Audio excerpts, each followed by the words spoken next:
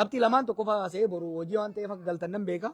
I just want to, since this is a largely business community, politika amma qabnuu fi gara fuuldura qabnu wajjin wal qabsiisee waan lama sadii haasa'uu barbaada. Look, qabsoon bilisummaa is a means to an end. Sirnoota amma dura jiran irratti illee sirna amma jiru irratti illee ka qabsoofnu fi alaabaa mirmirsuu qofaaf miti. Oromiyaan dhaadachuu qofaaf miti. Oromummaan dhaadachuu qofaaf miti. It's a means to an end. What is that end? It is the empowerment of the nation. What's the empowerment? It's material, psychological empowerment. Qabsoo abbaa biyyummaa wanni jennuunti waan sadii qabdi beeytu. Tokko eenyummaa keenya kan namni cunqursuu ormi cunqursuu deemu san cunqursaa jala baafnee ittiin boonu ittiin kabajamu ittiin of jajuu miti beeka. Akka baala gizee jettee ijoolleen ta'in Finfinnee keessa baxraantu san osoo hin ta'in Oromoon nama kamiyyuu gad osoo hin ta'in nam kamiyyuu illee ol of hoosiin hin jehin aadaa eenyummaa seenaa isaatiin boonee jiraachuu. Tokko gaafiin lammataa qabeenya ofiit irratti waan rabbi nuu kenne waan baranne horanne waan hojjanne horanne irratti saamamuun hafee hiyyummaa keessa of baasu. Sadaffaa lamaanuu moo ka walitti qabee deemuuni mootummaa ofii filanneen kanuu hojjettu kan nurra hojjettu osoo hin taane kan diin nurraa tiisitu kan hojjeeftu osoo hin taane dhaabbachuu jechuudha. This is what we have been fighting for the last 60 years. And that's why we continue to fight. Kanaaf, as a business community, how is this relevant to us? Qabsoon kuni, how is it relevant? America waan jirtaniif, you understand the value of property right. Durisi, abboonni keenya warra gurguddaan ni beeytani. Sirna abbaa lafaa irratti hoggaa fincilamu, baala irratti hoggaa fincilamu, saamicha akka irraa dhaabatuufi. Kitaaba kana keessatti I write about my grandfather. Nama hedduu mataa jabaatu ture. Gibira malee wama jibbuun qabu. Maammootu faayidaniini.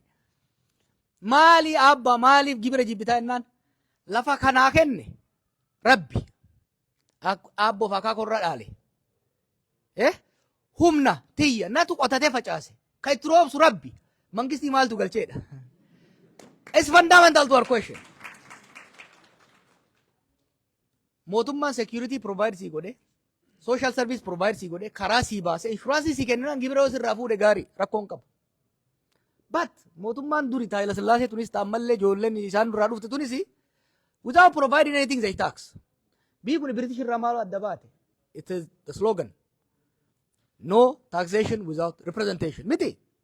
Kanaaf qabsoon gaaf duraa Haayila Sillaasee irra goone ammallee itti deemaa jirra jechuudha. Qabsoo sirna abbaa lafaa ofirraa kaafne har'a immoo warrummaan nu keessaa ba'e gibira IMF'if jecha ummata keenya irra guuran qabsoon karaa haalaan itti fufaa jira. Particularly wanni amma Itoophiyaa keessa godhamaa jiru keessattuu muurnamtuu yan gorra baafne wanni godhamaa jiru isa to some extent it's a reversal of the gains we have made. Duri bara Haayila Sillaasee sirna abbaa lafaa irba of siisoo ofirraa kaasuuf qabsoofne. Bara wayyaanee master plan lafa keenya naannoo Finfinnee fudhachuudhaaf godhame irra qabsoofne. Har'a moo jarri ammaa maal godhan tokko gibira parsantii 300 haga 1,000 dabalan.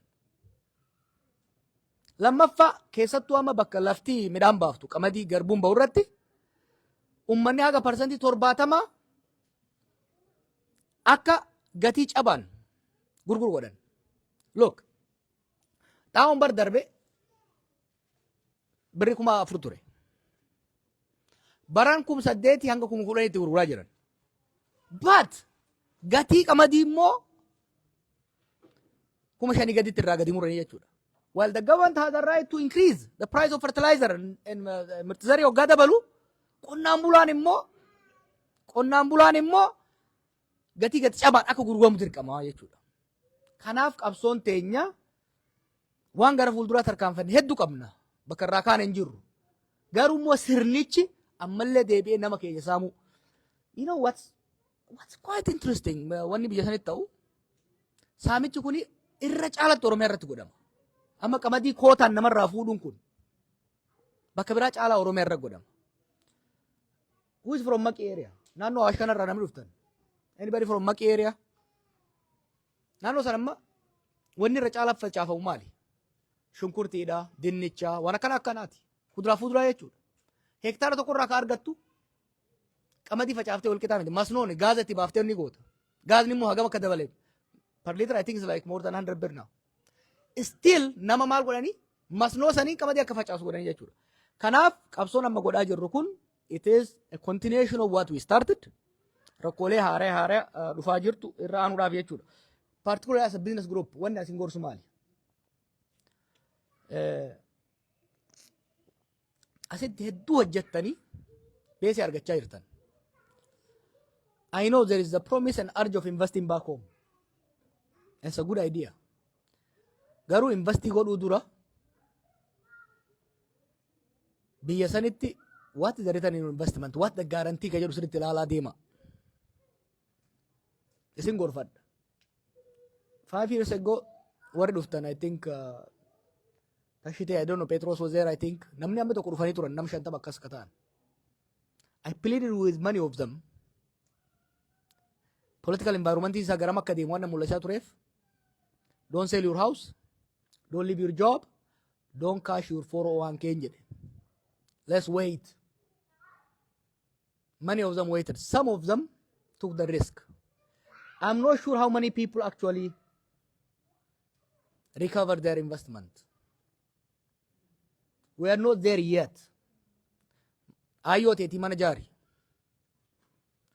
Obbolaa keetii suuqii xixiqqoo tokko tokko jaari. But do not invest too much. This is not because I oppose the government. But the way the government is going right now, civil war hammeessaa ka deemu, insecurity hammeessaa ka deemu, bakka insecurity hin jirutti dinagdeen hin guddatu. I rather have you save your money here. Build capital. Wait for a moment when security is restored, when the risk is minimized.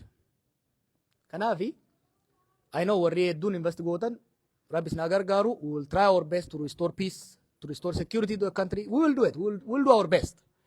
But for now, be careful. Hedduu investing godhina. Minimal. Warri immoo investing godhuu barbaaddan, spend some time. I suggest you make 3 trips.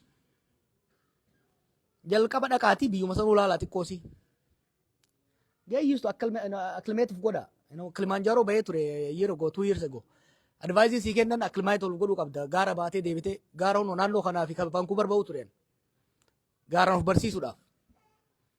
San booda Mount Kenya yaalee san booda so businesses hoggaa biyya galtan system biyya sanii baradha. Don't rush into it. Just because you made money here, don't rush into it. Take time. Take time. Learn. Maalifi, the country is filled with crooks. Ijoolleen biyya bulchitu, they are crooks. They are thieves sitti hima. And hanna aadaa biyyaa godhaa jiran.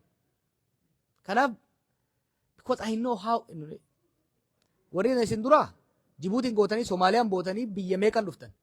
Ijoolleen harreen umriitii yaammoo, Liibiyaan gootanii caccabsitanii, Keeniyaan gootanii dhuftan. San booda I know how you started from $7 a day, an hour. Parking hojjechuurraa kaatanii hagam takka. I know what it took for you to build some capital. So be careful. Don't throw it away. Be careful. Those of you who have made enough capital, don't invest all of it. Look, be careful because waggoonni as deeman kuni xiqqoo ulfaataa ta'a jechuudha. However, politikaa keenya sirreessaa deemna. I'm optimistic. I'm cautiously optimistic. Sirreessaa deemna because we have no other option. Warri amma jiru kuni haga wayyaanee hin ciman. Ufiifuu itti dhiifnan ni kufan. They are not strategic in their thinking. Jarri sun hedduu cimaa ture beeki. Irruma gara gallee firraa kaafne malee they are not easy people. We will correct. Correcting kana gochuun maal gaafata tokko akkaataa sirni kun itti sirni fiinuun kufa hedduu nama yaachisu. Akkaataan itti kufu maqaa keenya waan jiruuf maqaa keenya fi abdii keenya qabatee akka hin kufne of eeggannoodhaan lafaan ga'uu qabna. We will work on that. The most important san booda garuu haalli nageenyaa kun akka nammaannetti sirni abbaa irree biraa akka hin uumamnetti fardiin illee akka hin duunetti karaa irraa isa akka hin gorreetti ittiin deemuu barbaachisa. Sun human capital uummata kanaa fi natural capital uummata kanaa natural resources jiru walitti combine godhanii hojjechuudha gaafata. Kanarratti we are working baay'ee isinirraa kan eeynu pay attention to what's happening.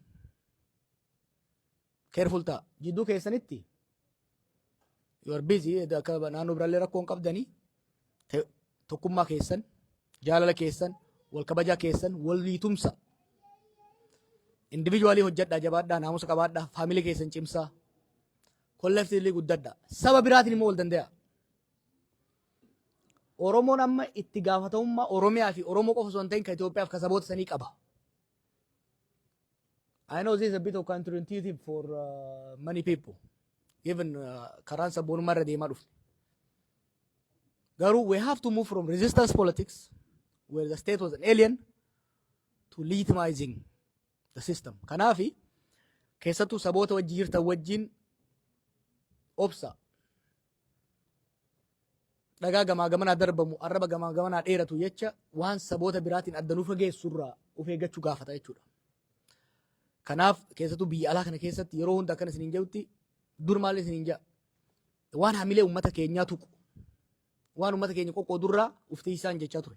Amma immoo uummata keenya uummata Oromoo qofa osoo hin ta'in waan saboota biraa adda fageessu waan saboota biraa naasisu waan saboota biraa rifachiisu irraa of eeguu gaafata. Guddatanii mul'achuu gaafata. Obsa gaafata. Tumsa gaafata jechuudha. Kanaaf jabaanneetti hojjannaa hopefully you will see some changes. It will come. It will be costly. Garuu qabsoon amma goonu kun kan duraas irraa adda. Qabsoon amma dura goonu qabsoo humna alaa irratti warra biraa irratti goonu murna bakka biraatti irraa dhufe irratti goonu ture. Qabsoon amma goonu qabsoo jallaa keenya irratti goonu qabsoo keessoti. Kanaaf you will see some uncomfortable things. You will see some debate with our own brothers and cousins. Kanaaf reeffa anaas torba moo sagal garagalchaa. Garagalchaa waddaatuma sirreessaa deemna garii baay'ee isaan sirreessina. Ka jallate immoo ibidda keessaa fuudha deemna. We will be very strategic, we will be very surgical. Healthcare keessa hojjettanii kaansarii garii sarjariin keessaa baasan. Garii keemooteraapiin keessaa baasan. Kaan immoo traditional medicine way itti kennaniif. So we'll do our politics that. We have to be very careful. Akka duritti akkan cabsu yoo barbaaddani wal cabsuu taati. So we'll play very carefully. We'll play it safely and selectively itti deemna. Kanuma serious because it's just family, you know, it's a reunion. But it makes me very happy to see well gaafata turre. We used to play volleyball, we used to debate from youth days, you know. The love of Oromummaa continues. The respect continues. The debate also continues. That's what makes this nation great. That's what makes it worth doing anything, sacrificing anything for it. Because we are a plural society who continue to debate respectfully and work hard together. Garaagarummaa kayyette look, we are in a new chapter after 2018. Qabsoon chaptering godhan boqonnaan. I wrote a piece last year Lala boqonnaalee qabsoon gammaaf gara fuulduraam waan title wayii ka qabu is about 90 page or something. Qabsoon kuni akkami akka dhufne I try to systematize it, to simplify it for regular readers. Hagamma boqonnaa afuraffaarra jirra gara shanaffaatti jaha jirra. Boqonnaan duraa it's a national struggle, nation building waan ta'eef qabsoon duraa ummata sirni alagaa tokko cabse addaan qoode dadammaysuudha. Building that consciousness. Ijoollee keessatti warri dargaggoota bakki irraa kaane laafaa miti bar. Gaafan wayii gallu wanti Oromoo jedhan kun diigamee ture. Oromiyaa dhiisati. Namni lagaan bakka adda addaatti adda yaa'ee ture. Amma nu biratti kitaaba keessatti agartan. Islaamaa fi Amaara jedhanii adda baasanna. Gaara kaa warri haadhatiyyaa dhufe warri darajjeen eessuma naa ta'a. Dhufnaani afaan Oromoo haasayan. Confused namni. Amaara afaan Islaamaa haasa'u jedhanii salaaleedhaan. Amma salaalee qofa ta'e amma. San booda barsiisaan kiristaana ta'e tokko Wallaggaa dhufe. Elubbaa Boori dhufe. Amboo dhufe salaalee majanii salaaleen barzoonii takkitti shawaa kabaa keessatti. Achirraa kaanee achirraa baakaaneeti collective consciousness eegalle revival. The second was reconstruction. Revival was from 1960s irraa eegalee sochiin afran qalloo godhamaa ture. Sochiin gama lixaatiin sochiin protestaantii abbootiin kuweefaan abbootiin nagaasoo gidaadaafaan warri paastaroonni protestaantii godhaa turan sun booda immoo maccaatu lama irratti ka dhufe sochiin booda baar irraa godhame kun kallattii afran godhame kun it was the revival movement in 1960s. Phase 2 was reconstruction. 1970 keessatti qubee afaan Oromoo Hayilee Fidaaf Shaafaan uumuun Haala Maariyaam Gammadaatii fi Maamood Mazammirfaan odaa kana akka simpool godhuun maqaa Oromiyaa jedhu kana fiduun adda bilisummaa Oromoo ijaaramuun kun 1970s ka goone kun this was reconstruction. Phase 3 institutionalization ka jennuun Oromiyaan dhaabatuun afaan Oromoo afaan hojii ta'uun biirokraasiin kun uumamuun kun maal uume generation qubee generation jennu kana uume jechuudha. Cumulativeidha. Uummata kana dammaysineet jaarreet institutionalize gooneeti dhaloonni kana hunda dhaalaa dhufe qabsoo qeerroo gaggeessee jechuudha. You could not have qeerroo without Maccaatu Lamaa, without Afran Qalloo, without Baalee movement, without Protestant movement. These are very important. Qeerrooni osoo abaawoon jiraachuu baatee Oromiyaan hin ijaaramu.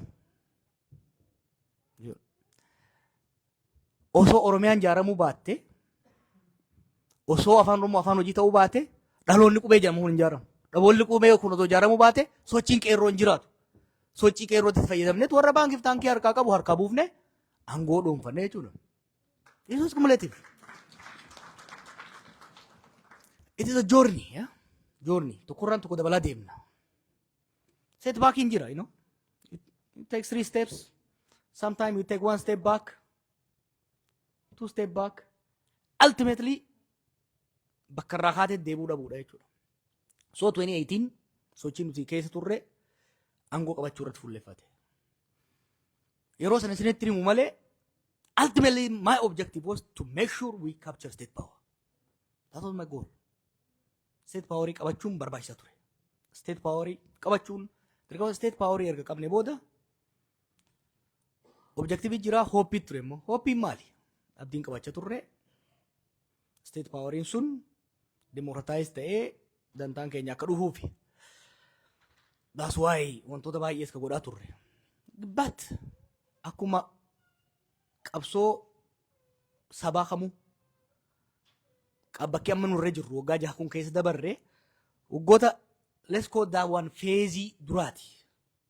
This revival, reconstruction, institutionalization is one wave. 2018 eega aangoo qabanne booda phase haaraa seenne.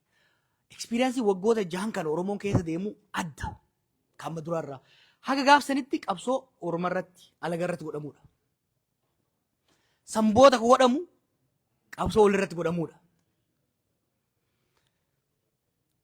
Now we are in the struggle of democratization. 2018 option lama ture. Option tokko kan nuti propose goone akka yerootti.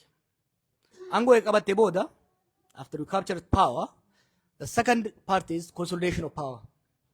Aangoo farda yaabbatta egaa yaabbatte booda maal goota? Dura faanurra dhaabatte yaabbatta. Egaa yaabbatte booda fuuldura isaa qabatte tottolfattaa akka irraan kufnetti tottolfachuu. That's called consolidation. Consolidation eega godhatte booda immoo majjattee ooftaa jechuun which is legitimization. Optionii lama jira karaan itti aangoo kana consolidate gootu. Tokko karaa dimokiraasiitti deemtee legitimize gochuu, consolidate gochuu kun karaa abbaa irreeti. Nuti karaa dimokiraasii deemuu barbaanne. Abiy karaa abbaa irreeti deemuu barbaade. Lachuu silaanuma deemsisa. But sirna abbaa irree tokko kufiftee sirna abbaa irree haaraa ijaaruudhaaf haal dureelee conditions barbaachisaa jira. State saniif ka barbaachisu. Utubaalee si barbaachisantu jira. Strong economy qabaachuu qabda. Strong security qabaachuu qabda. And strong social support base qabaachuu danda'uu qabda. So argumentiin nuti isa wajjin qabaachaa turre ka walitti nu buusellee waan biraatii miti.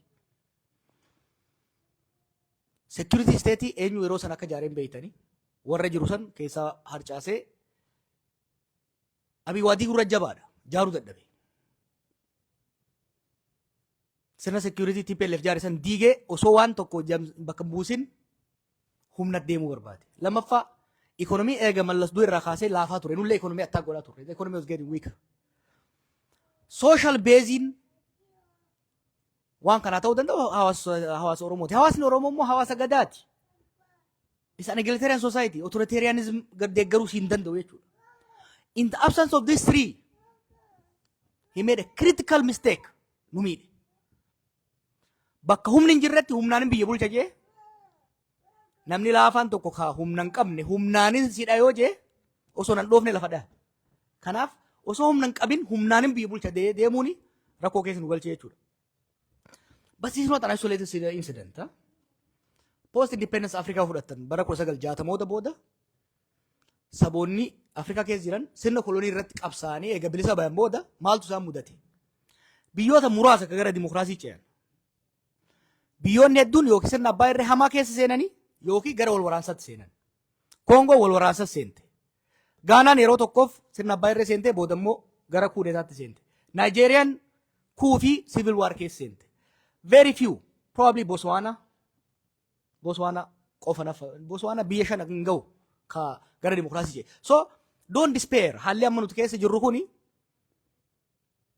is not an ideal situation, but it's a process. Namni biyyoonni biraan keessa dabraa turan jechuudha. Kanaaf wanni akka hubannu barbaadnu, wanni akka hubatan barbaadu, wanni amma keessa jirru gaarii miti. In some cases it's worse. Malif at least beyond Africa jaatamoota keessa yeroo crisis keessa seenan there are two superpowers, Soviet and America. Tokko deeggara tokko si morma. Amma akkasii miti multipolar keessa jira. Keessattuu this middle power warri jennuun kuni warri akka Emirates, Qatar, Turkey, Saudi masilii guddaa qaban. Naannoo keenya irratti fedhii guddaa qaban. Kanaaf yoo of eeguu baattee gara wal waraansaatti seente araaramuuf illee namatti ulfaataa jechuudha. Kanaaf kan waywaataa turree 2018-2019 baay'ee kan waywaataa turree kan booda walitti bu'isa keessa seennee namni illee dhumee nullee hin dhabneef rakkoo kan waan agarreef gurbaan kan agarreef fuudhee itti nu galchee jechuudha. Now we are in it. Bishaan ka jigee ina ta'an kanuma hafe ol qaban. So where we are right now tokko bakka amma jirurraa option sadii jira. Karaan tokko sirna abbaa irree hawwisan abii deebisee yaaluudhaaf. That's impossible. Sirna abbaa irree Itoophiyaa keessatti abbaan fedhii oo dhufe amma booda ijaaruu hin danda'u. Maaliif the state is very weak. Ethnic consciousness is extremely high. Sirna abbaa irree አምባገነናዊ ስርዓት ለመሸከም የሚያስችል መንግስታዊ አቅም ኢትዮጵያ ውስጥ የለም እንደንደያሙ ሰው ከለመታ ከራማ ቢረ ደምሮ ደምተሞ አናርኪት ሲና ይችላል we are in anarchy ስናባይ ረጃሩ እንደንደኛ anarchy ሲርሄስ ከዘፋ ገረ ዲሞክራሲ ተጨውዳ ፈሞ the first thing is to stop wars ሎላ ዳብሲኔ we have to stop the bleeding if somebody is wounded Ethiopia is now a wounded animal it's a wounded person severely wounded the first thing or medical wanta tanim kana saya the first thing is to stop the bleeding then repair the damage ega health state healthy mada sarni chaiga je devne boda then we might have a chance to go to democracy kana erga gone boda demu dandenya amma oromo keessatti garaagarummaan yaadaan jira yaa ummata miliyoon 50 meeqa geessan samma keeps adding yaani garaagaraa jiraachuu rakkoo baay'een qabu but we are not really that divided party afur mokas qabnamma warri biraa bar lakkoo isan hedduu xiqqaatee party hedduudha qaba be critical of your leadership but also appreciate some of the little things we do wantoota hedduu irratti wal hubannaa baay'ee jira amma oromoon bokkuma lama jirra caalatti the haves and the have nots warra wangoo qabatee waa saamaa jiruu fi waa ajjeesaa jiruu fi warra ajjeefamaa jiruu fi saamamaa jiru bokkuma lama jirra the haves and the have nots classic funis dhufaa jira jechuudha even within that divide wal hubannaa guddaa jira wal hubannaa kana cimsaa deemna wal hubanna hedduu isaanii wajjin. And my job is really to bridge that. Bridge hoggaan godhu sobee walitti araarsuu qofa osoo hin taane provoke godhuudha. Provoke godhee namni uncomfortable ta'ee akka haasa'u. Fakkeenyaaf I think I'm again one kana eegale some months and a half. Within this period, waan baay'ee jijjiirame mataa namaa keessa. Gaafa nan tana eegaluu dura biyya dhaqeetiin ture. Jarri aangoo irra jirtu amma booda namni nuti kun jiru olaantummaa arganne diriirfannee akka feene bullaa jechaa ture. Uummanni immoo jara kanan feenu jarri kun nu fixee silaan kufanii maal goona hojii akkana jee ture. Amma that has changed. We have shaken it. Amma status quo unsustainable akka ta'e hubannaan dhufaa jira. Amma dibeetiin maali amma isin jidduu jiru hedduun biyya alaas biyya keessa ka jiru. Dhiiroo sirni kun kufu jira. Way kabiraan dhufaadha dhufaa jiru. I'm very happy with that. Because we have to think. Sirna kana booda sirni dhufu. I think Obeleski he asked me in English as well. Not to make the mistake about the calculator. I love this discussion. Now we are thinking about the future. We are not just complaining about the present. Now we are concerned. We are thinking. We are deliberating. We are debating about the future. That's what moves nation forward. Kun haala sanii ilaalla. Karaa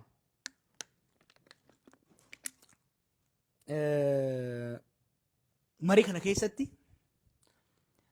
haala amma jirruun tokko hin taanu tokko ka jiru sana hin ta'e wal hubachuudha barbaachisa. I don't want you to buy into my ideas. I'm not a preacher and sheekha miti. An qeesii miti. Bible irraa Qur'aana irraa isinitti himaan jiru. I don't have absolute truths. What I have is ideas, analysis. What I seek from you is to be understood. Not to be accepted. No. To be understood. To provoke you. To promote discussions. Yeah? Kanaaf akka ummataatti waa'ee qabsoo qofaan kan yaaduu qabnu amma. Reefumaa fi waa'ee diinagdee haasa'e. All this struggle, all this sacrifice, waa'ee alaabaa fi Oromiyaa qofa miti.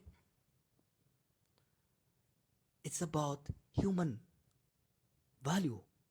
Rakkoo keessaa bahu, hiyyummaa keessaa bahu, nagaa argachuu, cunqurfamuu keessaa bahu. Basically about having a better life for next generation. Hamman fedhe yoo itti fadhe Oromiyaa fi Itoophiyaa qananiituu dimokiraatoftuu nagaa qabdu umrii kiyyatti arguun baay'ee ulfaataadha. Let's not kid ourselves. But I don't want my children to grow up under a condition that I grew up under. Maali waaqoon guutuu kan jee. Gabrummaa iddaan buqifna dadhabnu ilmaan itti guddifna. I think anaaf waaqoo guutuu jidduu nama tokko jira. One generation jira. That's not just about his son he's talking about. Yeah? Anis amma ilmaan itti guddisaa deemna jechuudha. The key is to make sure the next generation inherits something better than what we inherited from our fathers. So, senirratti hojjetaa deemna. Waa'ee ijoollee biyyoota butamanii naannoo Liibiyaa qofaa miti naannoo Saawudiittis I think Yemenii fi Saawudii jidduu rakkoo baay'ee jira. Namni kun hedduun roorroof lola dheessee deema. Hedduun hiyyummaadha dheessee deema. So we have to tackle this into different phases. Talk of the push factors.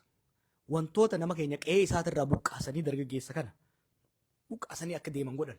Roorroo siyaasaas haa taatu amma it's a combination of both. Roorroo siyaasaatii fi hiyyummaadha. Ijoolleen tun hedduun amma ijoolleen bosona seentee lolaa jirtu tunis ijoolleen baqattee deemtu tunis many of them are educated. Baratanii jiran barnoota qabanii garuu hojii hin qaban. Hojii qofa osoo hin ta'in qe'eetti hoggaa galan milishaan hin teessisu. So there's a political as well as economic problems. Hamma dandeenyetti naannoo keenya nageenyi akka uumamuu fi carraan hojii akka uumamu irratti hojjechuu tokko. But it's not that easy kun. Hammasii garuu karaa deeman kanarra nagee akka argatan. Rakkoon mootummaa amma jirtu tokko they are so consumed with domestic stuff. Foreign policy irratti uumaan jiran jechuu dandeessa. Diplomaasii itti dhamanu wabii. Diigee jira. Foreign ministry guutumatti diigee jira. Kanaaf embaasiiwwan keenya biyyoota adda addaa keessa jiran Biyyoota hedduu qabdi. Itoophiyaa is a huge state, you know. Dhimma kanarratti silaa hojjechuu qaban turan. Dhimma kanarratti hojjechuudhaan mirgi namoota keenyaa bakka deemanitti akka eegamu gochuu. By the way, this abduction for ransom business guddaa ta'e Itoophiyaa keessatti. Warri Liibiyaatti nama qabu kun bar biraanchii Itoophiyaa keessaa qaban. Waan gaarii waanuma dhugaa jette micoorreef beeki. Guess what? Poolisiin humni waraanaa Itoophiyaa actively involved in this business, including the politicians. Kan Nyamar keessatti butamus, kan Finfinnee keessatti butamus, kan Liibiyaatti butamus, kan Yemanis butamus, this human trafficking is one line, interconnected. And the payment is done through official banks. Black market idhaan kan godhamaa jiru. What does this tell you? Mootummaan, the state, warri mootummaa keessa jiru actively keessatti hirmaachaa jira jechuudha. Kana expose gochuudhaan. Odeeffannoo qabdan nutti ergaa. Mootummaa Itoophiyaa qofaa wajjin sun mootummaa ollaa wajjin human trafficking is an international crime. Interpol wajjin biyyoota adda addaa wajjin irratti hojjechuu dandeenya. Gaafa nu hidhaa turre Arafaatas ture hojii hidhaa turre. Qaallitti keessa ba'uun baay'ee ulfaataadha. Warri qaallitti keessa cabsee ba'u hedduun isaanii warri human trafficking keessatti barbaadamu Interpol barbaadu mootummaan Xaaliyaanii barbaadu bakka adda addaati jechuudha. Sun maal siima warra sirna keessa jiru jira. Kanaaf nuti wanni godhuu qabnu wantoota warra akkanaa kana saaxiluudhaan irratti hojjechuudha barbaachisaa. Odeeffannoo akkasiin yoo nu argitan irratti hojjenna. Dhimmi biraa waa'ee the issue about minority rights. Where is my brother? The one who asked me. He left? Oh, you're there. I want to divert the question a little bit. I've been talking about the need to restore, to save the state and restore the state capacity. When you asked me about minority rights, I don't know if it was 6 years ago or 2 years ago, and now the issue has changed completely. Back in the day, the state was too strong and abusive towards minorities. Now the state is too weak to protect minorities. This is very crucial. Back in the day, prior to 2018, probably till 2020, until the war, the state was too intrusive, too abusive towards minorities. Now the state has become so weak, it cannot protect minorities and individuals. The source of repression, the source of killing towards citizens and minorities and individuals back in the day was the state, an authoritarian state. Under Abiy, the state went from autocracy into anarchy, into anocracy. Anocracy is a situation whereby the state is weak but violent, and when with means of violence has gone away from the state, when power is contested. Let's look at Amhara and Oromia region. Much of the killing is blamed either on Fano or on LA.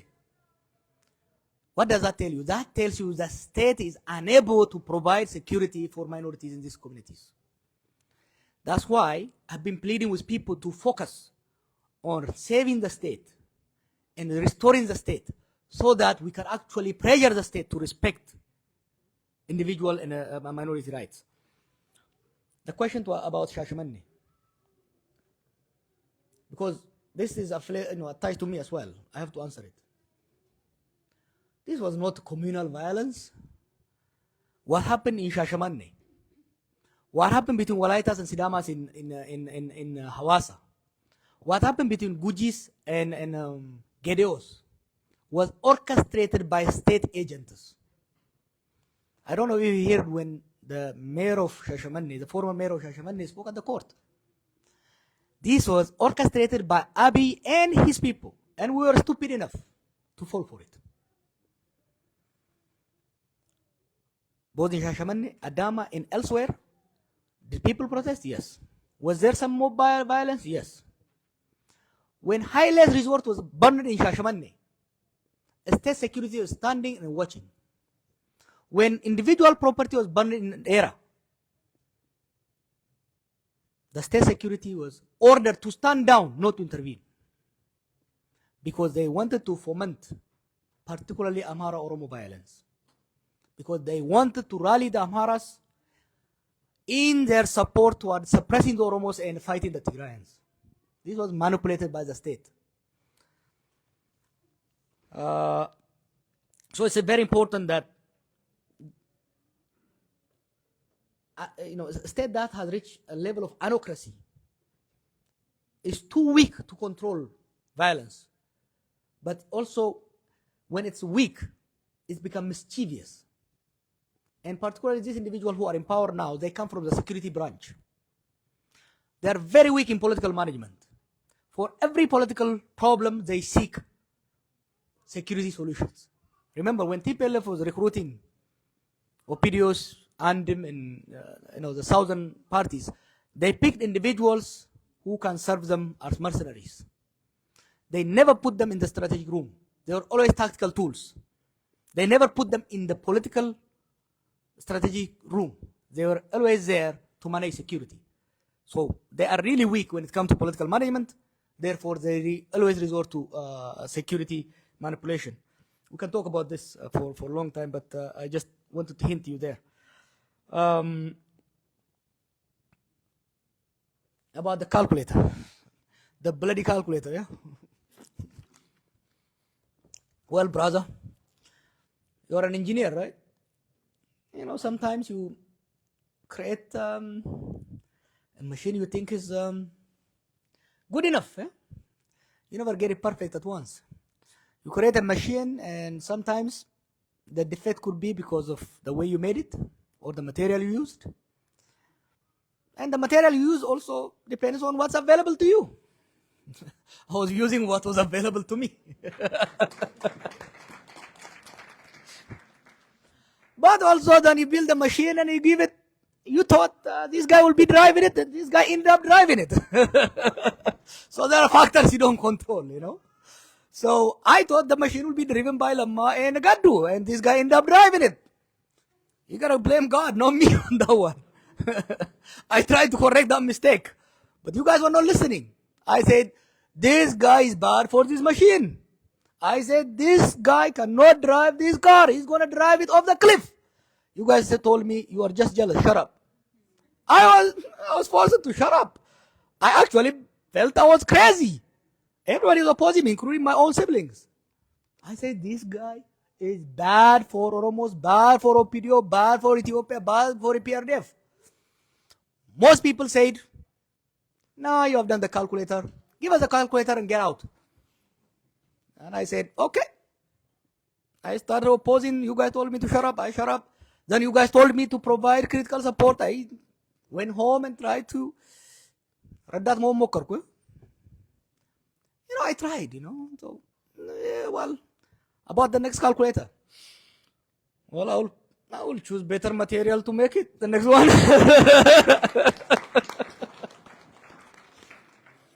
And you have to help me. You have to ask these kind of questions so I can improvise and improve it. And you have to pray because at the end of the day, we make the machine and for the sunny days, and then God brings the rain. So,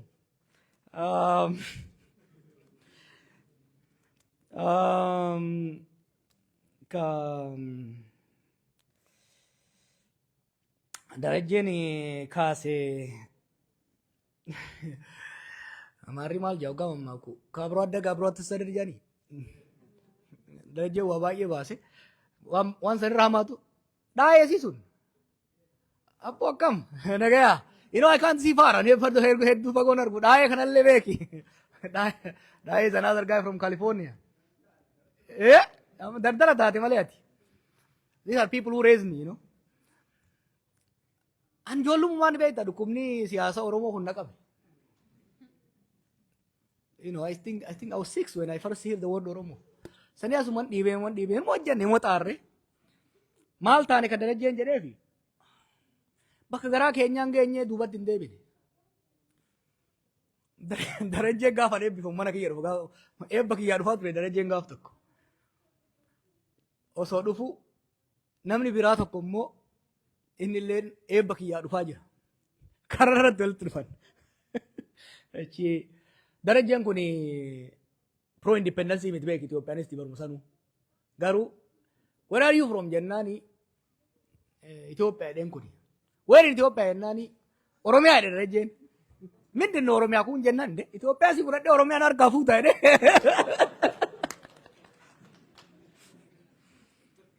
we went through a lot of stuff but አከሚት ያስገኘ ከጀው as I said earlier it's part of the journey you know bakkasan ራሱ 20 years you know መተካን ሰንጫላለ ከደሙ ጅራ ኤርትራን ቢልሶምቴ አላባሲ ዳበቴ ስርብኔ በረሰን isaanis bakka garaa isaanii hin geenye jechuudha. Nullee bakka garaa keenya hin geenye. Bakka irraa kaane garuu hin jirru. Amma falmiin akka gaafsanii suufaa amma baay'ee hin jiru. We have moved. Qabsoo keessootti godhaa jirra. Qabsoo keessoo kuma reefsi hin jedhe. Some radiation. But still I insist some surgery will be needed. Xannachi tokko tokko remove godhamuu qaba. Xannachi tokko tokko. Bakka surgery remove dandamu remove gona bakka must it where it is must we are going to remove it where it is possible we are going to give it radiation where it is possible we will use some traditional hada bayi falle wara khalle tikadanne wajah hada bayi an kitabu kesa barrese ayan tu ganda saniti sanu masani tindem na yechu the question from my Eritrean brother Amarnya largo or English largo the Eritrean question. Is it better in English or in Amharic?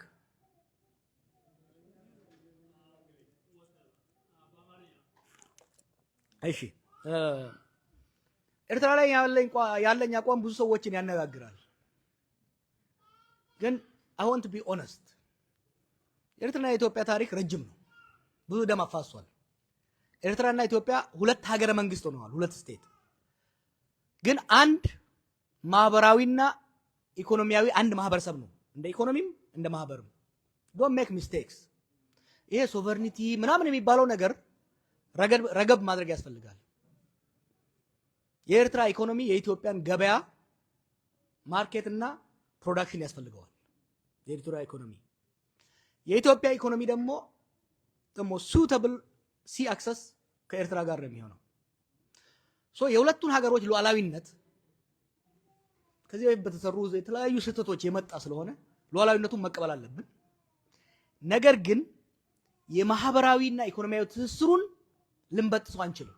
60 70 ዓመት የተደረገው ጦርነት ያልበጠሰው ማህበራዊ ትስስር መበጠስ አይቻልም። ብዙ ጊዜ ሰዎች ይቃወሙኛል። ኤርትራና ኢትዮጵያ መካከል ያለ ግንኙነት በኢትዮጵያና በሱዳን መካከል እንዳለ ግንኙነት ማየት ስህተት ነው። These are two states, same society, similar society. We need Eritrea, Eritrea needs us. Let's be very honest about this. ኤርትራና ኢትዮጵያ ስንል ኢሳያስና አብይን አይደለም ማየት ያለብን። የኤርትራን ፒፕል እና የኢትዮጵያን ፒፕል ማየት ያስፈልጋል። ሶ ስናስብ በተለይ ለልጆቻችን ለሚቀጥለው ጄኔሬሽን ስናስብ አሁን ያለው የፖለቲካ ውጥረት እስካሁን ያለው የፖለቲካ ውጥረት የሚረግብበትን መንገድ እየፈለግን የኢኮኖሚ ኢንተርዲፔንደንሱን ማጠናከር ነው። ለምሳሌ ለውጥ ሲመጣ ለውጥ ሲቀርብ የውስጥ ብቻ ሳይሆን የኤርትራን መንግስትና የኤርትራን ምሁራን የቀረብ ነው። around 2017 የኢትዮጵያ ለውጥ ዳይሬክትሊ የኤርትራን መንግስትና የኤርትራን ህዝብ ኢምፓክት ስለሚያደርግ ለውጥ እየመጣ እንደሆነና በሁለቱም ያ ለውጥ የሁለቱን ሀገሮች ግንኙነት የሚያሻሽል እርቅ የሚያመጣ እንዲሆን ነው የፈለግነው። ኢኒሺያሊ እና አብይ ሄዱበት ጥሩ ነበር 2018 2019 አካባቢ but if you look at it የዛ ጊዜ እኔም ስለነበረው ሌሎች ስለነበረው ይሄ ግንኙነት የአንድ ሰሞን ሰርግ እንዳይሆን የመለስና ኢሳያስ እና የሻቢያና የቲፒኤልኤፍ ግንኙነት በዛ መቆም አልነበረበትም። in 1990s it should have been elevated into a state to state institutional relationship የኢኮኖሚ ግንኙነታችን የድንበር ጉዳይ ሌጋል በሆነ ኔጎሺየትድ በሆነ መልኩ ተቋማዊ መልክ እንዲኖረው ማድረግ ነበረባቸው። ያን አለማድረጉ የሁለት መሪዎች የሁለት ፓርቲዎች ጉዳይ መሆኑ ኢቨንቹአሊ ሁለት መሪዎችና ሁለት ፓርቲዎች ይጣሉ ነገሮች ፈረሱ። I was pleading with the Eritrean government, the Ethiopian government, please do not repeat the mistake of 1990s. We need to institutionalize the relationship between the two countries. ያኔ ኢሱ ኪሱ የተባሉ ሲፎጋገሩ I was saying no. We need a relationship between two countries. They didn't do that. Look at 2018 እና 2019 ማከል ድንበሩ ሲከፈት ምን ያህል ንግድ ነው የጦፈው? ምን ያህል ነው ሰው የተቀራረበው? ወዲያው ግን ተዘጋ ማለት ነው። አንዱ ሁለተኛው ከፊንፊኔ ዘሎ ከአስመራ ጋር የሚደረግ ግንኙነት አይሰራም። ትግራይ እዛ አለ። It's a matter of geography, it's a matter of society. Tigray is key to Ethio-Eritrea relationship. So it has to be, the relationship has to be Asmara, Mekelle, Addis Ababa. ይሄን ማስተሳሰር ያስፈልጋል። እና ስለ ኢትዮጵያ ኤርትራ ስናወራ አንተ ያልከው ቡድንም እኛ ጋር ተቃዋሚ የሚለው I stay away from that issue purposely. ኮዙን አንደርስታንድ አደርገዋለሁ፣ ሁሉ ነገር አንደርስታንድ አደርገዋለሁ። why do I stay? እንደኔ የኢትዮጵያ ፖለቲከኞች የኤርትራ የውስጥ ጉዳዮች መግባት ነገር ያባብሳል እንጂ አይጠቅምም። የኤርትራ መንግስትም ሆኖ የኤርትራ ፖለቲከኞች በኢትዮጵያ የውስጥ ጉዳይ መግባት ያባብሳል እንጂ አያሻሽልም። ከዛ ይልቅ ግን የሁለቱ ማህበረሰብ ምሁራን የሁለቱ ማህበረሰብ አመራር ማህበራዊ ትስስሩ እንዲጠነክር በተለይ ደግሞ ኢኮኖሚያዊ ትስስሩ we need to go through three steps ሰፋ አድርገነው በተለይ ሆርን ኦፍ አፍሪካ ላይ ስንሄድ ብዙ ጊዜ ሰው የፖለቲካል ኢንቴግሬሽን ላይ ፎከስ ያደርጋል። we have to work towards regional integration but not on political we should not start from the political integration. አሁን የኮንፌዴሬሽን ምናምን የሚባለው we should really stay away from that. First let's focus on the economy. ትሬድ እንዲጠነክር አሁን ከ1998 ጦርነት በኋላ ብዙ ኤርትራዎች አምቼ ነው ስለሚባሉ ኢትዮጵያ የነበሩት በጣም ተባረው አፍሪካ ውስጥ these are very entrepreneurial የሆነ ሶሳይቲ ነው ያምቼ የሚባለው አምቼ መሰለኝ የሚባሉት አይደል? በጣም entrepreneurial የሆነ ማህበረሰብ ከመሆኑ የተነሳ በአፍሪካ ውስጥ በሚድል ኢስት በደንብ ነው የሰሩት። ብዙ ነጋዴዎች ወጡ። ከ2018 በኋላ በብዛት መጥተው ኢትዮጵያ ውስጥ ማውለናቸውን አፈሰሱ። they contributed significantly to the economy. አሁን ደግሞ ከ2022 በኋላ ሁለቱ ሀገሮች መቃቃር ሲጀምሩ they are under pressure. ስለዚህ የሁለቱም ማህበረሰብ የንግድ ማህበረሰብም ኦፊሻል በሆነ መልኩ ኢንስቲትዩሽናል በሆነ መልኩ ማያያዝ ኢኮኖሚክ ኢንቴግሬሽኑን ማጠናከር በጣም ወሳኝ ነው። የወደብ ጉዳይም የሴኩሪቲ ጉዳይ መሆን የለበትም። እኔ ኢትዮጵያ መንግስት ወይም የኢትዮጵያ ሀገር የወደብ አክሰስ ለትሬድም ለሴኩሪቲም ለናቫል ቤዝም እንዲኖረው እፈልጋለሁ። but it shouldn't be with a threat to Somalia or Eritrea. It should be based on an understanding. የነዚህን ሀገራት የኢኮኖሚና ሴኩሪቲ ኢንሃንስ እንዲያደርግ ለምሳሌ ይሄ አካባቢ ገልፍ ኦፍ ኤደን as well as Red Sea is becoming vital to global trade, to global politics. ኤርትራም ሆኖ ሶማሊያ ብቻቸውን የሀገራቸውን ጥቅም በእነኚህ አካባቢ ላይ ማስጠበቅ አይችሉም። ከጎረቤታቸው ግን ማሲቭ አርሚ ያለው ማሲቭ ኢኮኖሚና ፖፑሌሽን ያለው ኢትዮጵያ የሚባል ሀገር አለ። እነዚህ ሶስት ሀገሮች ጅቡቲንም ጨምሮ አንዱን ለመደፍጠት ከመሄድ ይልቅ አንዱን ለማጠናከር የኢትዮጵያ የኢኮኖሚ ጥንካሬ የህዝብ ብዛት የሴኩሪቲ የሚሊተሪ ጥንካሬ የኤርትራ ጥንካሬ ሆኖ እንጂ መታየት ያለበት እንደ ኤርትራ ትሬት ፕሬዘንት መደረግ የለበትም በኢትዮጵያ መንግስት። ሶ መጀመሪያ ኢኮኖሚክ ኢንቴግሬሽኑን ስናጠናክረው ያን ኢኮኖሚክ ኢንቴግሬሽን ለማጠናከር ደግሞ የሴኩሪቲ ኮኦፕሬሽን ያስፈልገናል። ኢቨንቹዋሊ በኔክስት ጀነሬሽን ላይ የኢኮኖሚክ ኢንቴግሬሽኑና የሴኩሪቲ ኮኦፕሬሽኑ ወደ some level of political integration ሊመጣ ይችላል። Take European Union. European Union started as still in cold cooperation after Second World War. Then it went to economic cooperation. Then it ran into political union አሁን ያለው Asia ላይ I went to school in Singapore. Asia የሚባለው አሁን በኢኮኖሚ ነው የጀመረው. Now it's moving a little bit towards security. East African community ብንወስደው it's moving. Now, በጣም ያስቀናል. The relationship between Kenya, Tanzania and Uganda particularly is incredible. It has moved from ኢኮኖሚክ ኢንቴግሬሽኑ አልፎ አሁን ወደ ፖለቲካል ኢንቴግሬሽን እየገባ ነው እና እኛም ጋር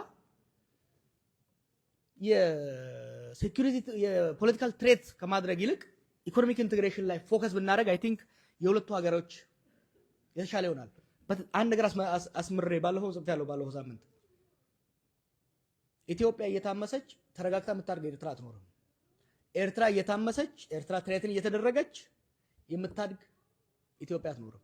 that's why አሁን አብይ የሚያደርገው ነገር መቆም አለበት። it's stupid, it's dangerous. ትላንትና የማይሆን ስራ ነው የሰራው። ትግራይን ለመምታት ከኤርትራ ጋር መተባበሩ አደጋ ነበረው። አሁን ደግሞ የትግራይን ኃይል ይዞ ምክንያቱም እንደ ድሮ ሌላው ሞባላይዝ ማድረግ አይችልም። የተወሰነ የትግራይ ኃይል ይዞ ከኢሳያስ ጋር ለመዋጋት የሚያደርገው ሙከራ ለኤርትራ መጥፎ ነው፣ ለኛ መጥፎ ነው።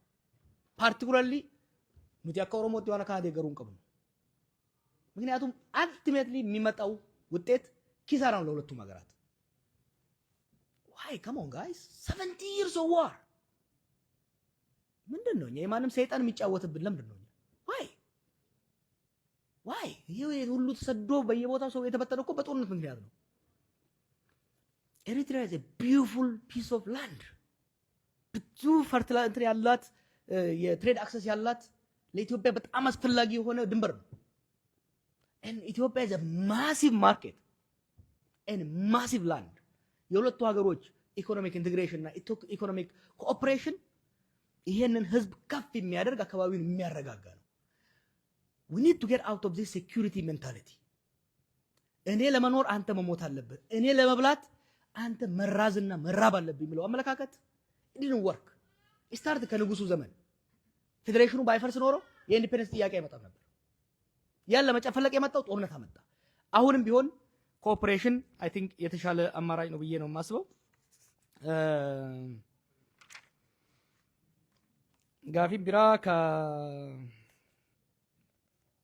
dhimma Oromoo irratti gurbaan na gaafate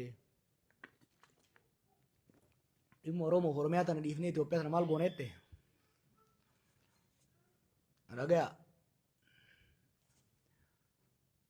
reefu feezii keessa dabarreessinii meemi revival, reconstruction, institutionalization, state power. All this is a means to an end. What the end is emancipation, is empowerment. Is about giving better life to each citizens, as citizens as well as a collective. Gaafi Oromoo fi Itoophiyaa kan hoggaa kaafnu dhimma ideoloojiin godhina. Kamtu nageenya wayyaa nuu kenna? Nu jidduttis ollaa wajjinis. Kamtu diinagdeen keenya akka guddatu nu gargaara? Kamtu sirna dimokiraasii akka qabaannu nu gargaara? Kale Oromiyaa jenneef maal jenneef by the way debating kun started in Eden 1960s Elemoo fi Hussein Suraa jidduutti. Barrow was genius, came up with the term self-determination about gaafa uumu as a way of reconciling. Amma immoo bakka irra jiru kanatti Abiy irraa fottoo barbaada moo namni eenyu irraa fottoo barbaada? And what's better for us? Ummata wajjin jirru kana wajjin yoo irraa baane maal jechuu jira?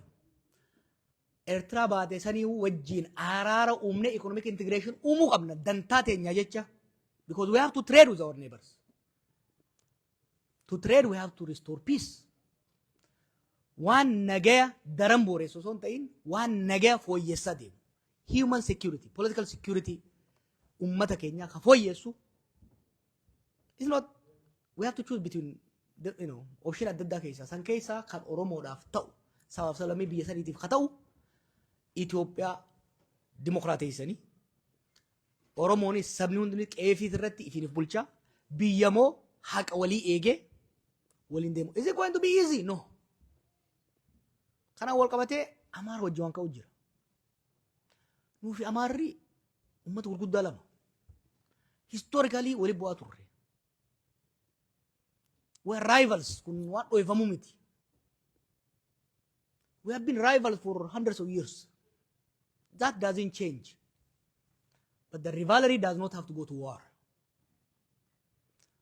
We need to manage it. Diversity balleessuu hin dandeessu. Diversity sabootaa dhiisi ta gosoota Oromoo keessaa ta lafa Oromoo jidduu jirtu haqa walii eeguu irratti siistama haqa walii eegsisu fiduu irratti hojjechuu malee dhabamsiisuun hin danda'amu. Kanaaf dhugaadha. Humnoonni Amaara keessaa bayanii fi humnoonni Oromoo keessa jiran akkaataa seenaa kalee itti hubannu, akkaataa seenaa gara fuulduraa itti hubannuu fi itti ilaallu irra garaagarummaa qabna. Maal yaaltee jettee na gaafatte, waan gaarii na gaafatte. Wanni Abiy kun deemuu qaban jedhuuf isinitti himu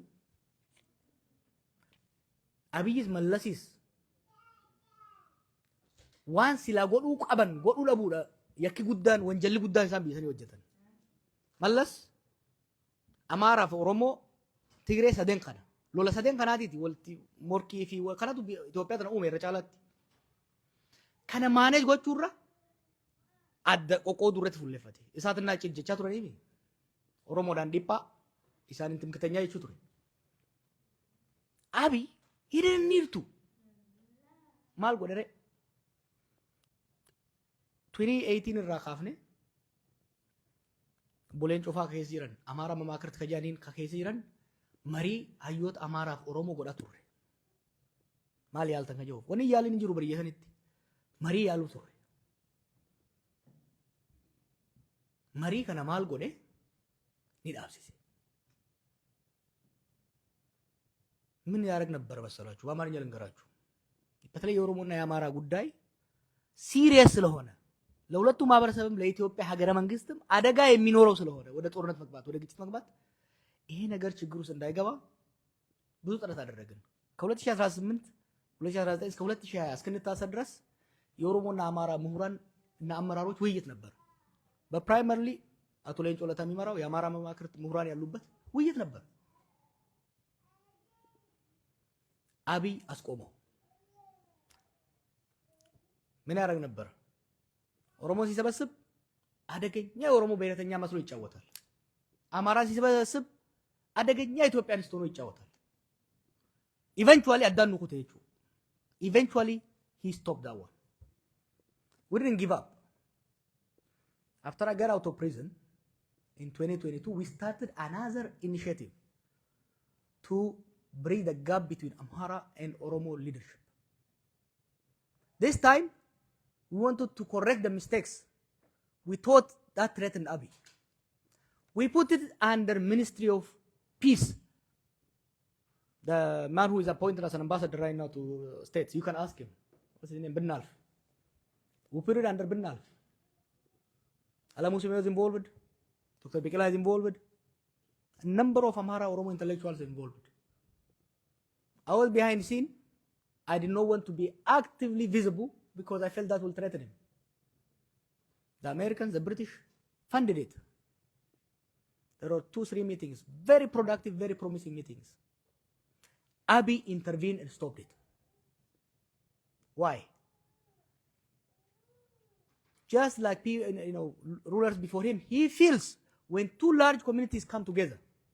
By the way, he does this between Sidamas and Olaitas, between Somalis and Oromos, because that's the way he is trained by the people who recruited him. Okay? An Oromo leader does not need to antagonize Amhara or Tigray. Democracy does not in any way undermine Oromo interest in Ethiopia, in any way, shape. Therefore, we tried. He violently intervened, threatened the ministers, forced all PP members from Amara and Oromia to withdraw. And he killed this initiative in 2023. So we tried. This is a guy who cherishes division. Look at what he's doing between the Tigrayans. He is pushing Tigray to another war. Instead of reconciling and reintegrating Tigray into the federal system. What is he doing? He has split them. Of course, the Tigrayans, since Mallas, they have not produced a unified leader, a strategic leader. He intervened, fomented division between them, and they fell for it. Now they are forced to choose between him and the Eritrean rulers. And this is extremely damaging to Tigray. It's extremely dangerous for Ethiopia and Eritrea. Kun Oromo rammalu jarana. Hoggansi Oromo bari. Ummata Gadati, ummata Finnati, ummata Nagati. Wasadin Oromo katinjab. Gada, Finna, Naga. These are the 3 pillars of Oromumma. Nuti Amarar ararsine, walin araramne, dantate nyatisine, haq asani egnefi, Tigres ararsine, biyya Oromofis, Sidaamafis, Walaayitaafis hundaaf taatu jaaruudha hawwiin keenya ni dandeenya moo maaltu nurraa hir'ate? We have the manpower. We have the legitimate cause. We have the resources.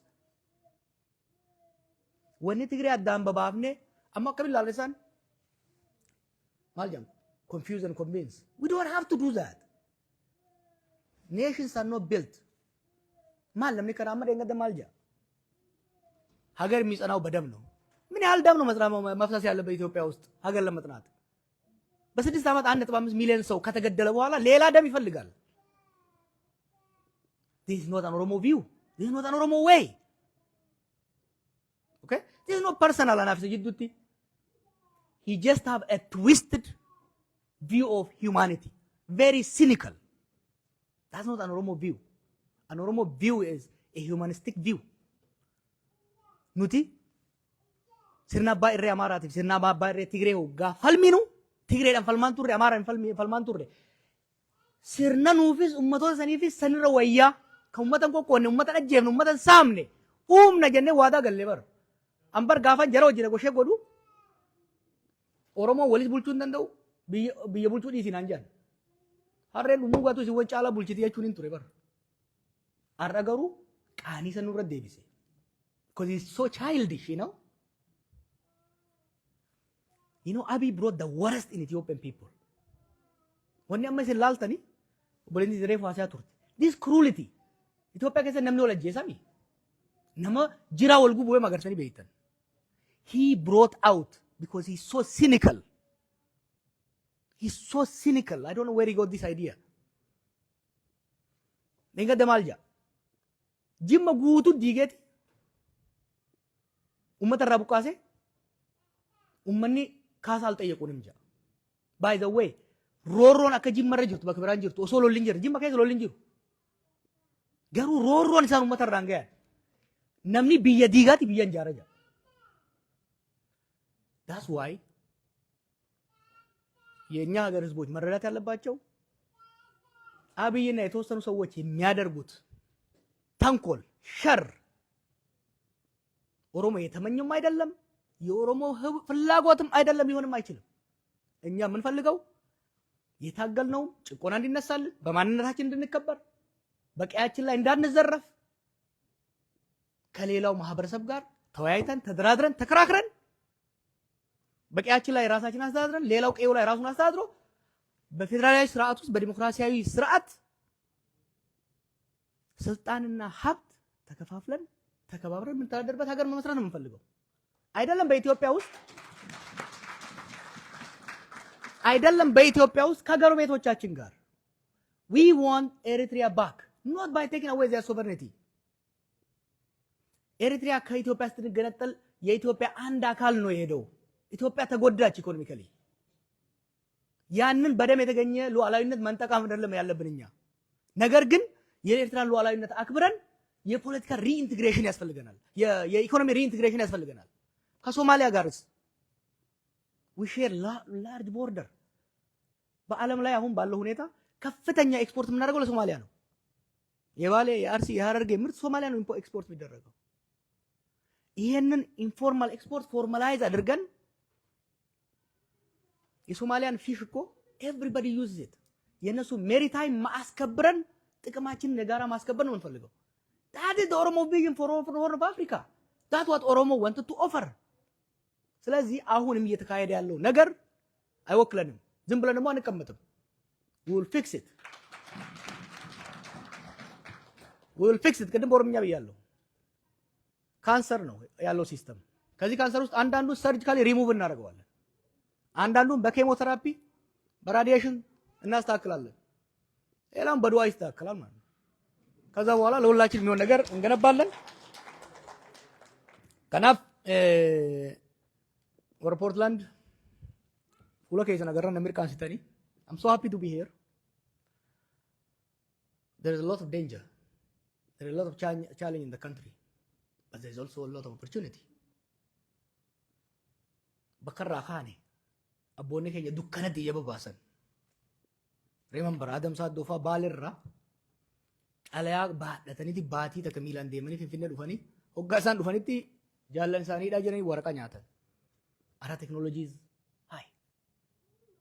So we will use technology. Gaafa ilee fidaa fi baaroonfaan mootummaa dargii keessa hirmaatan. Nootii isaarraa hin arge yeroo hedduu naasaya. Oromoo digrii diploomaa qabdu kum tokko diploomaa qofa argate. Har'a miliyoonaan jira jechuudha. Wanni barbaachisu maali? Rakkoo jirtu waakkachuu. Mootummaa Oromooti jallattuus hamtuus teenya jallatteetum haa deemtu jallannaan fe'aan harree jallate ni kufa. Fuudhee siin kufa jechuudha. Sirreessuu qabna jechuudha. Jarri kun Oromoo mitii hin jeyina. Oromoodha. Oromoo jallaadha. Jallaa kana ciraan sirreessina. Ciraan cabsine ofirraa kaafna jechuudha. Kana gochuudhaaf immoo haqas qabna. Beekumsas qabna. Kaleewuu gaafa baankiif taankiin nu harka hin jirre sirreessine. Har'a rakkoon Oromoo humna dhabuu miti. Har'a humna isteetii qaba Oromoon. Rakkoon irra jiru maali? Humna san weest godhu jira. Duroonis kilaashii hidhatee jira. Walirratti waan hin taarree baasaa deemaa jira jechuudha. Kanaaf biyya ijaaruudhaaf Oromiyaa, Itoophiyaa ummatoota hundaa fi nuufis hundaaf taatu ijaaruudhaaf ni carraa'ina. Hojii keessanii jabaadha. Work hard. Work hard. Earn more. Own your own business. Barana keessa ijoollee nama dhuftan, barana kuuliin yoo eegaltan, 5 years down the road kuuliidha yoo itti fuftan, that will break my heart. I want to see you own your business. I want to see you grow. Because it's a accumulation of each individual that makes up the nation. Kanaaf jabaadhaa rabbi nagaa walitti nu haa deebisu nagaan naa bulaa isin jaaladha.